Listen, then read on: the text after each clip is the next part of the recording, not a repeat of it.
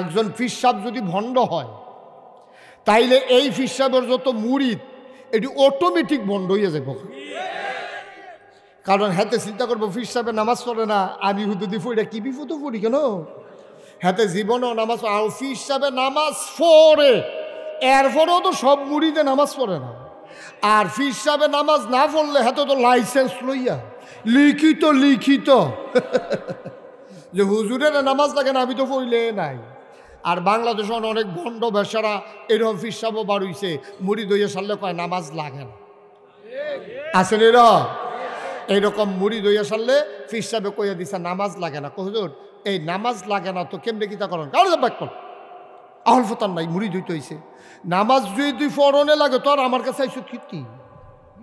নামাজে যদি ফরন লাগে, নামাজে যদি ফরন না লাগে তোর তুই আরে ফরনে লাগে তো তুই এমনি বাইরে বাইরে পড়তি, তো আমার কাছে ইয়া লাভ কি?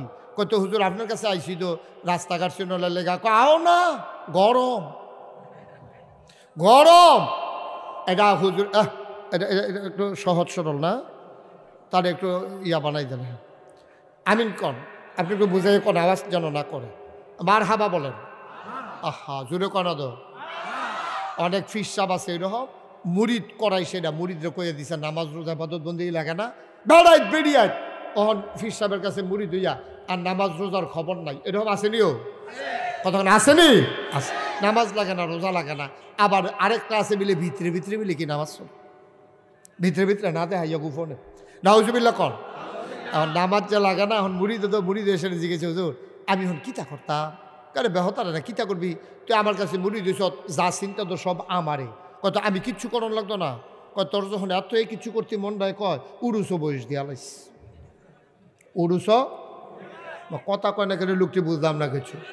উড়ুস বয়স দিয়া লাইস কইছে। আমার হাতে তো বিদেশ ফোন দিছে, কয় ফুতরে ফিরসা হুজুরে কইছে, বাবাই কইছে একটা বয়স দেওয়ার লাগবো, টেহা টুহা মিল করে ফাড়া। তাহলে তো বয়স টইস লইয়া গেছে, লইয়া অনেক সময় জিজ্ঞেসে যে হুজুর এই বাবা ওই যে মুড়ি দইলাম বৈশ দিলাম, তো অহন কেমনে কি তা কেয়ামতের ময়দানও কেমনে কি তা করবেন? এখন অনেক লোক একখান হয়ে যাবো কা, আপনি আমার চিনবেন নি। আরেক কয় কি আমি তোরে চিহ্ন দিয়ে রাখছি না, তুই টেনশন করিস না, এটা দেখবি তোরে আমি একটা লাইন গার্ড করে আলাম। অন এই কথা কইছে বলে হয়তো আশায় বইয়া রয়েছে।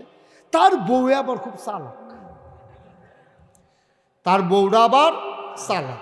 তে হইল রিক্সাওয়ালা, তার বউটা পড়ছে চালাক। তার বউয়ে এই হুজুরের কাছে মুড়ি ধুইছে পরে তার বউয়ে আবার কইছিল দেহি এরা আপনি একটা কাম করেন, বাবার কাছে মুড়ি ধুইয়া একটা 500 টিকা কসকুচ্চা নোট এটা দিয়েন হুজুরে। তো তার বউয়ের কথা হুন্নাতে দিয়েছে। কয়দিন পরে গিয়া সেটা জিজ্ঞেস এতে তো কইছে যে হুজুরে কইয়া দিছে, কয় কোনো চিন্তা নাই, তুমি আমারে যখন এই তোমার কথা আমার মনে থাকবো, আর হাসরের মধ্যে কোনো উপায় অবস্থা মানে কোনো ঝামেলায় নাই, আমি তো আসি। তার বউয়ে কয় আচ্ছা সেদিন যে 500 টাকা দিয়ে এলেন মুড়ি দইয়াইলে, আবার কইলো হাসরের ময়দানে বলে আপনার চিন্তা রাখবো। আচ্ছা অহন তো হুজুরের তো অনেক মুরিদ, আচ্ছা আপনি অহন গিয়া চানছেন চিনিনি? কয়দিন পরে তে গিয়া সেটা জিজ্ঞেস হুজুর চিনছেন নি? কয় না চিনতাম পারলাম না তো, অনেক লোক আইয়া যায় তো খেয়াল রাখতাম পারছি না। হুজুর দেখেন না খেয়াল কইরা, কয় না চিনতাম পারছি হুজুর কসকিচ্ছেন নুটটা, কয় না খেয়াল করতাম পারছি না, অনেকে তো ইয়া টিয়া করে। হ্যাঁ কইছে হুজুর টেহাটা দিয়ালাম। আপনি কেয়ামতের ময়দানে আমার চিন্তা রাখবেন, সপ্তাহখানেক আগে মুড়ি দইয়া 500 টিকা কসকুচ্চা নোটটা দিয়া গেলাম, আমি গরিব মানুষ, আপনি এক দূরে মনে রাখতেন পারছেন না।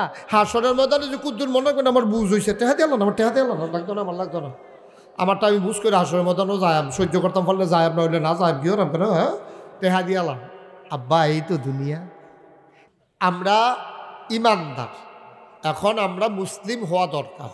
মুসলিম মানে হচ্ছে আপনার আল্লাহর যে কাজগুলো ফরজ করে দিয়েছেন, ওয়াজিব করে দিয়েছেন, সুন্নত মুস্তাহাব মুস্তাহসান এই কাজগুলোকে করা, আর যেগুলো হারাম, যেইগুলো আপনার মাকরুহ, যেগুলা মুবাহ এই কাজগুলো ছেড়ে দেওয়া। এখন এই রকম আয়াত আছে কোরআন শরীফে 500। কথা বললেন না, কোরআন শরীফে এরকম আয়াত আছে কয়শো? কথা বলেন, সবাই বলেন কয়শো? 500 আয়াত আছে। এই আয়াতগুলো কি? করো কইরো না, ধরো ধরো না, যাও যাইও না, খাও খাইও না, এইরকম আয়াত আছে কয়শো? 500। 1 নম্বরে ইউমিনুনা বিল গায়ব, আপনি যখন ইমানদার হবেন, আপনি যখন আল্লাহওয়ালা হবেন, তখন এক নাম্বার আপনার কাজ হলো আপনি অদৃশ্য জিনিসের উপরে ঈমান আনবেন। অদৃশ্য জিনিস বলতে যেমন মনে করেন আল্লাহ, আল্লাহকে আমরা কেউ দেখি নাই, দেখছেন কেউ? কিন্তু তার অস্তিত্ব আমরা অনুভব করি, কারণ আল্লাহ তাবারক ওয়া তাআলা সুন্দর পৃথিবী সাজিয়েছেন। এটা এমনি এমনি হয় নাই, আমরা বিশ্বাস করি সব কিছুর জন্য একটা ক্রিয়েটর, একজন স্রষ্টা, একজন বানানেওয়ালা লাগে। তাইলে একটা ঘর বানাইতে যেমন মিস্ত্রি লাগে, একটা গাছ চিরাইতে যেমন আপনার সোমেল লাগে, ইট বানাইতে যেমন এই মিস্ত্রি দিয়ে ইটের ভাট্টা পর্যন্ত নেওয়া লাগে, ঠিক এই প্যান্ডেল করতে যেমন কিছু লোক লেগেছে, মাইক চালানোতে যেমন কিছু লোকের ব্যবহার হচ্ছে, ঠিক এই পৃথিবীটা, এ সুন্দর ধরনী, এই যে বিশাল আকাশ খুঁটি ছাড়া সমতল ভূমি, আবার এই ভূমি যেন হঠাৎ করে নড়েচড়ে না উঠে, জায়গায় জায়গায় তিনি প্যারেক বসিয়ে দিলেন। সুবহানাল্লাহ বলবেন না? এই যে এই বিরাট বিরাট পাহাড়, একটা আমরা ছোটোবেলা দেখছি, মুরব্বীরাও দেখছে, আর আগের তারাও দেখছে, কিন্তু কোনো দিন এত বড় পাহাড় বানানোর জন্য এই মৈনপুর থেকে 5 জন মাটি কাটার লোক নেওয়া হয় নাই, ঠিক কিনা বলেন? যে বিশাল বড় বড় নদীগুলো, আমাদের ওই পাশে শালদা নদী, আরও ওই পাশে গোমতী নদী, ওই পাশে আছে তিতাস, বড় বড় নদী, এই নদীগুলো খনন করার জন্য কোনোদিন কোনো মানুষের সাহায্য নেওয়া হয় নাই। তাহলে আপনি আবার চিন্তা করে দেখেন, বিশাল একটা, আপনি মৈনপুর গ্রামের সবাই মিল্লা আমাদের এই যে একটা পাহাড় ইচ্ছে করলে বানানো, এরকম জায়গা সেট করে এরকম একটা পাহাড় বানিয়ে ফেলা এত সোজা না। কিন্তু পাহাড় তো আল্লাহ বানিয়ে রেখেছেন কেউ না কেউ। এখন তিনি কে? যিনি নদী বানালেন, যিনি কুলু কুলু বেগে বেয়ে যাওয়া নদী, নদীর ভিতরে পানি, পানির ভিতরে মাছ, নদীর কিনারে গাছ, গাছের ভিতরে ফুল, ফুলের পরে ফল, নারিকেল গাছের মাথায় ডাব, ডাবের ভিতরে শরবত, আখের ভিতরে রস। সুবহানাল্লাহ কয় না? সব যিনি বানিয়ে রেখেছেন তিনি আমার আল্লাহ। সুবহানাল্লাহ বলবেন না? আরো জোরে কোন সুবহানাল্লাহ। তিনি আমাদের আল্লাহ। এখন ইউমিনুনা বিল গায়ব, সব জায়গায় কোরআন শরীফে যত জায়গায় ইমানদার মুসলমানের পরিচয় আসছে, ইমানের পরেই যেই জিনিসটার কথা বলা হয়েছে তার নাম হচ্ছে সালাহ, নামাজ। সুবহানাল্লাহ বলবেন না? নামাজের কথা। ইউকিমুনাস সালাহ, এবং নামাজ কায়েম। 1 নম্বরে ইমান আনা।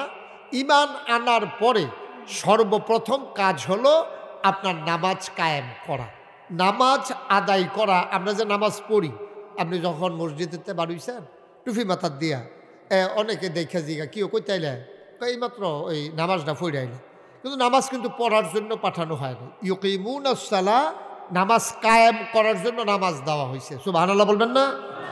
এখন আমরা যে নামাজ পড়ি, তাইলে কি আমাদের নামাজ কি হয় না? হয়, কিন্তু ব্যক্তি পর্যায়ে হইল, ওই যে আল্লাহর বিধান অনুযায়ী আর হইল না, ওই নামাজ কায়েম করা আর হইল না। নামাজ কায়েম করা কারে বলে? মুফতি আহমদ শফি রহমাতুল্লাহ, মুফতি শফি রহমাতুল্লাহ আলাই, যিনি পাকিস্তানের বড় একজন আলেম ছিলেন, ওনার বিশ্ববিখ্যাত একটা তাফসির হচ্ছে তাফসিরে মারিফুল কোরআন।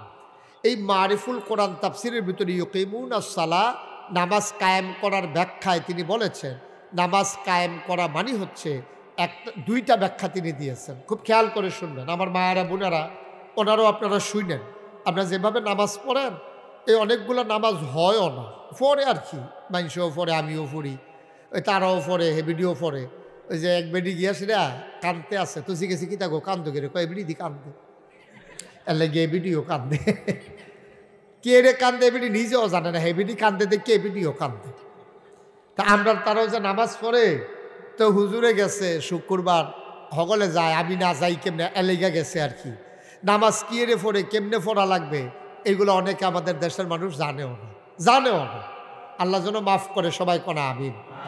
তো যেই কথাটা বলতেছিলাম, এই মুফতি শফি রহমাতুল্লাহ আলাই, উনি নামাজ কায়েমের দুইটা ব্যাখ্যা দিয়েছেন। খুব খেয়াল করে শুনবেন, ওয়াজ মনোযোগের সাথে শুনতে হবে, এদিক সেদিক তাকাবেন না, শুধু আমার দিকে খেয়াল করে তাকাবেন, মনোযোগের সাথে কথা শুনবেন। খরগোশের মতো কান খাড়া করে, মাছের মতো নিষ্পলক নয়নে কথা শুনতে হবে। এমনি চাইলে এই ফিলেমে চাইলে এই চাইয়া যাইতেন পারবেন নাকি, ওয়াজ ইয়া লাভ হইছে না। শুধু আমার দিকে চাইয়া থাকুন, ঘুরে বসেন, সবাই কন আমিন। তো নামাজ কায়েম করা বলতে কয়টা জিনিস বুঝাইছে? আপনি এদিকে বসেন, এদিকে ঘুরে বসেন। হ্যাঁ, কয়টা জিনিস? কথা কয়টা? একটা হচ্ছে নামাজ কায়েম করা বলতে আপনি এই আহকাম আরকান সব ঠিক রাইখা ফরজ ওয়াজিব সুন্নত মুস্তাহাব মুস্তাহসান সবগুলো নামাজের বিধিবিধান ঠিক রাইখা নামাজটারে সুন্দরভাবে আদায় করা, এটা হলো এক প্রকারের নামাজ কায়েম করা। আপনি নামাজের আগে আহকাম আছে আপনার 60টা, নামাজের ভেতরে আরকান আছে 6টা, মিলাইয়া আহকাম আরকান 13 ফরজ। কয় ফরজ? মহিলারা পুরুষের এটি কোনো আলাদা আছে না? এক রকমে আছে। পুরুষের জন্য যেই, মহিলাদের জন্য ওই 13টা ফরজ। ইকু বন্ধ করে দাও। কয়টা ফরজ? কথা কেনা কয় ফরজ? নামাজের ভিতরে বাইরে 13টা ফরজ। এই 13টা ফরজের যদি একটা না পাওয়া যায় তাইলে নামাজ হইতো না। আপনি শুরু করে যদি একটা ঘর তুলেন, এটার ভিতরে তো কমপক্ষে 4টা ফালা লাগবো নিও। কথা কেনা দাও। আপনার কি দিনে কথা কর নিশে? না অনেকক্ষণ আছে রাইতের কথা কয়, মাহফিল দিনে কথা কয় না, এরকম আছে নিয়ম। সবাই যেটা প্রশ্ন করে একেবারে জোরে আওয়াজ দিবেন, নামাজের ভিতরে বাইরে মিলাইয়া কয় ফরজ? এত জোর আর হইতো না। আপনারা কইছেন না? আপনি কইছেন ভিতরে এবার আমি তো ফাড়ি মানে ফারেন দেখতে তো কইবেন, ফারে না বাড়ায় কই ভুগিত তো হয়তো তো 14টা নইলে 12টা কই লেব। ভিতরে বাইরে মিলে কয় ফরজ? কথা কয় না কয় ফরজ? 13। যারা সে আরো বইছে তারা না কইলেও বইছে যে তারা এটা বেশি, তারা হতা ফাও না সেই জায়গায় বইয়া রয়েছে কেন? হ্যাঁ, কয়টা ফরজ? কয়টা? 13টা। এই 13টার ভিতরে যদি একটা না পাওয়া যায় নামাজ হইব নি? কথা কেন নামাজ হইব নি? নামাজ এই 13টা সব থাকুন লাগবে। 4টা অন্তত 4 কোনা 4টা ফালা না দিলে ঘর কোনো হইতো না। এটা এরকম কলেজটা লইয়া ফুটে যাবো গা, এটা ঘর খারাপ থাকতো না। এই নামাজ দ্বারে কায়েম করতে হইলে অন্তত 13টা ফরজ লাগবে। 13টা ফরজ লাগবে। এই বাইরে আছে 7টা, ভিতরে আছে 6টা। আচ্ছা, বাইরেরটি সব অধিকাংশ আপনারা জানেন, এটি আমরা ঠিক রেখে মানে মোটামুটি নামাজও যায়।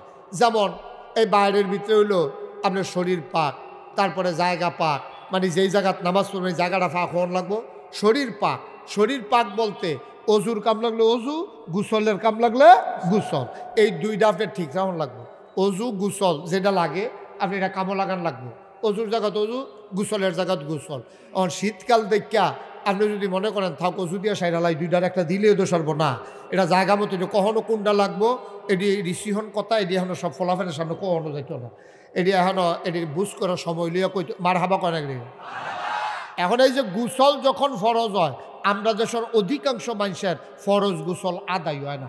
কারণ গুসলের যে 3টা ফরজ এটা আমরা তারা জানেও না, মনে করে যে ফেনা দিয়া সাবান দিয়া ফেনা তুললা একবারে 3-4 ঘন্টা লাগাইয়া ও 25-30টা ডুব দিয়া চোখ লাল করে উঠতে পারলে বোধহয় গুসল ফরজ। গুসল আপনার ফরজ গুসল হয় নাই। ফরজ গুসলের জন্য 3টা জিনিস আপনার লাগবে। গড়গড়ার লগে কুলি করা, একবার এরকম আওয়াজ হইতে হইব। অকারে গড়গড়ার লগে যখন কুলি করবেন এমনি মাথাটা আলগি দিয়ে আওয়াজ হইতে হইব। নাকের নরম জায়গা পর্যন্ত যেহেন ফানি গেলে ফোড়ান দিয়ে উঠে, এইরকম জায়গা পর্যন্ত ফানি নিতে হইব। এরপরে আপনার পুরা শরীরে একটা ফসম পরিমাণ জায়গা যদি হুক না থাকে আপনি ফরজ গুসল আদায় হইব নি? কথা কথা সাইয়া জিগাইয়ার ফরও মাথা না দেখি কার মাথা না দিই ওই বলি ফরজ গোসল আদায় হবে না একটা ফসম পরিমাণ যদি শুক না থাকে। তাহলে মহিলারা নাকের ফুল এবং কানের দুল, 2টা অলংকার তারা ইউজ করে, এটা দীর্ঘদিন ধরে ইউজ করে। ওই বিয়ার সময় যে নাকের ফুল লাগাইছে, বিয়া পর্যন্ত এই মরা পর্যন্ত এই নাকের ফুল রয়েছে, বাজি দেওয়ার খুলনও লাগছে না। এই নাকের ফুল আপনি ফরজ গোসলের সময় এটা এমনি কুশ করে পানি লইয়া অথবা মাথাটা নোয়াইয়া এমনি লাড়া সাড়া দিতে হইব। কারণ ওই নাক ফুলের যে ভিতরের ছিদ্রের যে শুকনা জায়গাটা এটাও কিন্তু বাইরের জায়গা হিসাবে প্রমাণ হয়ে গেছে, গণ্য হয়ে গেছে। যদিও এটা ভিতরে, কিন্তু ছিদ্র করার কারণে এটা বাইরের জায়গা হয়েছে। নাক ফুলটা এমনি আমার মায়েরা ঘুরান মার হাবা কর না কেন, নাক ফুলটা এমনি ঘুরান দিতে হবে পানির তলে দিয়া। কানের দুলটা এমনি কানডারে কাইট করে পানির তলে দিয়া, এরপরে কানের দুলটারে এমনি ঘুরাইয়া লাড়া দিয়া শুকনা জায়গার জন্য থাকে। মোড়া বেড়ায় এরকম দেখুন বিরাট বড় ফ্যাট তে খাদ্য আরেকজনকে দিয়া, এরকম ফ্যাটওয়ালা বেড়াইতে আসেনি রে, জীবনে নাইয়া পর্যন্ত হাত নিতে পারছে না। তো এইরকম বেড়াইতে যদি গোসল করে, এরকম বেড়াইতে ফ্যাটটা হুদা বড় তা না, এটা তো আবার ভাজ হইয়া গুস্ত ফুটে রয়েছে, এই দিনে আবার করে পুরা জায়গা যদি না ভিজায়, এটা কি করতে হবে? যারা ফ্যাটের মধ্যে 3-4 ভাজ আছে তারা উল্টাইয়া ভাজ দি ফানি দিয়ে আবার ভাজ করে রাখিয়া এরপরে উঠতে, এরপরে অনেক বেড়াইতেছে টাইট করে শীতের ভিতরে লুঙ্গি ফিন্দা গোসল করে উঠটা লুঙ্গি খুলতে গিয়া দেখে যে লুঙ্গিটা হুক না আসেন এর। তাহলে যদি লুঙ্গিটা হুক না থাকে তাহলে কি চামড়াটা ভিজেরা হুক না রয়েছে? শুক না রয়েছে, আবার ফরজ গোসল আদায় হইছে না। এইটারে কয় এই যে শরীর পাক, এইটারে শরীর পাক। অজুর জায়গায় অজু, গোসলের জায়গায় গোসল ঠিক মতো করা, এটা শরীর পাক। এটা পুরুষ মহিলা সবার জন্য। শীত গরমে একরকমে, আপনি শীতের দিনে অজু একরকম, গরমের দিনে অজু আরেক রকম। এইরকম করলে কিন্তু আপনার অজু হইতো না। শীতের দিনও আপনি অজু করতে হইব যেমনে, গরমের দিনে অজু এমনি। অজুর সময় একেবারে এই উপরের চুলের গোড়াতে নিচের থোতা পর্যন্ত যারার ঘন দাড়ি তারা এমনি আঙ্গুল দিয়ে খিলাইল করলে সারবো, যারার ফাতলা দাড়ি তারার ভিতরে পানি ঢুকতে হইব। এই এহেন অজুর সময়ও বেরিয়েতে নাক ফুল ঘুরাইতে হইব, কিন্তু কানের দুল অজুর সময় আর এটা লাগতো না, যেহেতু এটা গোসল না, কানের দুলের দরকার নাই। কিন্তু এইরকম পরিষ্কার করে দিতে হইব। এই কনুই পর্যন্ত না, কনুই সহ। এখন আমি যে কুর্তা পরছি ভিতরে আবার সোয়েটার আছে, এটা টান দিয়া কনুই ফার করন যেত না। তাহলে কি করতে হইব? আগে এই শেরওয়ানিটা খুললা লাইতে হইব, পাঞ্জাবিটা খুললা লাইতে হইব। কনুইটা উদাম করতে গিয়া আমার যত মেহনত করণ লাগে, আমি এত কামলাকে যদি সবদি কাপড়ও খুললা লাউন লাগে, আমার অনেক আছে টাইট সোয়েটার, কোনো মতো মোটা জায়গাটা পর্যন্ত উঠে গিরাটা ফার হয় না। আসেনি র কনুইটা ফার হইছে না। আপনি যত তাড়াতাড়ি সাইডে ফেল চাইয়া আপনি গোসল করে অজু করে আইয়া পড়ছেন। ইমাম সাহেবও দেখছে না, মুয়াজ্জিন সাহেবও দেখছে না, আপনি নিজেও এই কোনো মতে সাইডে ফেল চাইছে, এবার কেউ দেখা লাইনি। হুজুরে না কইছে কনুই সহ দুয়ন লাগবো, কেউ যদি দেখা কই কেউ হুজুরে দি কইলো কনুই সহ, আপনি দি কনুই পর্যন্ত দুই আইয়া পড়ছেন, এই কথাটা যেন কেউ না কইতে পারে। সাইডে ফেল চাইয়া তাড়াহুড়া কইরা এবার আন্দাইল নিরাল অজু করে আইয়া পড়ছে, কেউ দেখছে না, একজন দেখছে, তিনি কে? তো বিচার কি ফিরসা হুজুরে করব? কথা কেনা বিচার কাটা করব? বিচার কি চেয়ারম্যান সাহেবে করব, মেম্বার সাহেবে করব, এমপি এবারটাই বুধই করতে পারে। আর এবারে তো সারা বেড়া ছুটে দেব, কি এর মন্ত্রী, কি এর এমপি, কি এর ফির সাহেব, কি এর লাট সাহেব, হ্যাঁ সবার বিচার একজন করবে, তিনি কে? আপনি মনে করেন না ফির সাহেব বইলে এবারের বোধহয় বিচার হইতো না? আরে বিচারের কোরা, সাধারণের বিচার আর ফির সাহেবের বিচার এক বিচার না। ফির সাহেবের বিচার আরো বেশি কড়া। সাধারণ ভোটারের আর চেয়ারম্যানের, মেম্বরের, এমপির, উপজেলা চেয়ারম্যানের বিচার একরকম না, তারার বিচার আরও কড়া।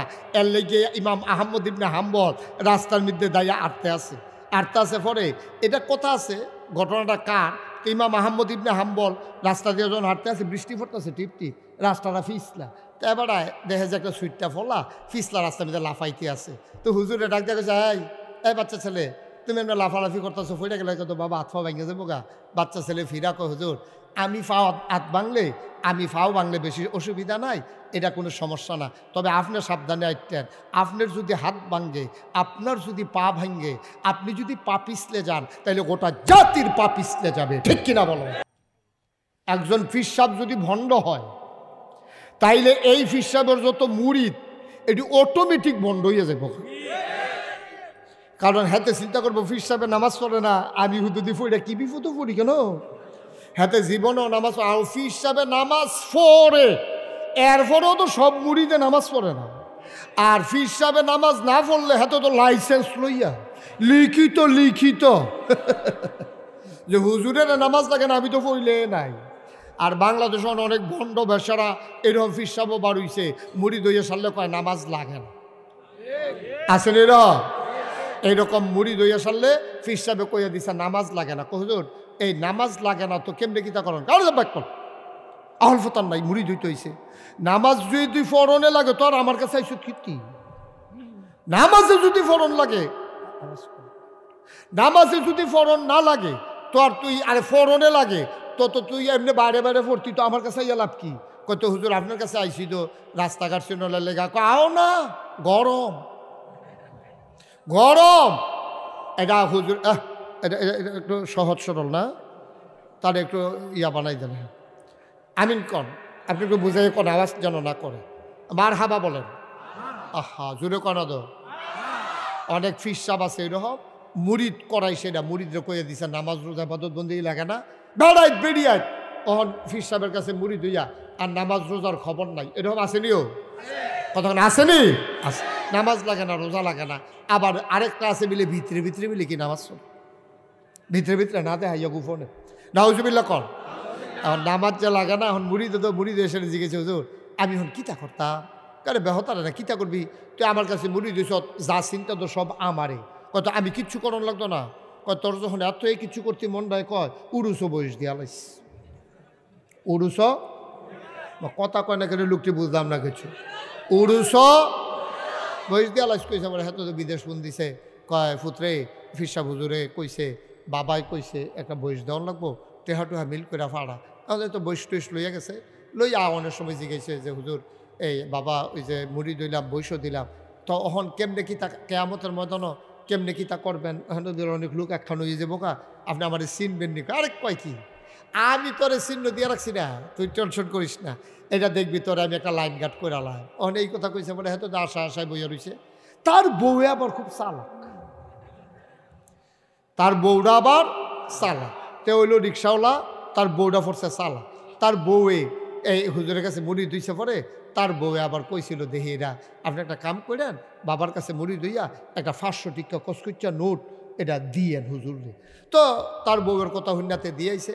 কয়দিন পরে গিয়া সেটা জিজ্ঞেস এতে তো কইছে যে হুজুরে কইয়া দিছে, কয় কোনো চিন্তা নাই, তুমি আমারে যখন এই তোমার কথা আমার মনে থাকবো, আর হাসরের মধ্যে তো কোনো উপায় অবস্থা মানে কোনো ঝামেলায় নাই, আমি তো আসি।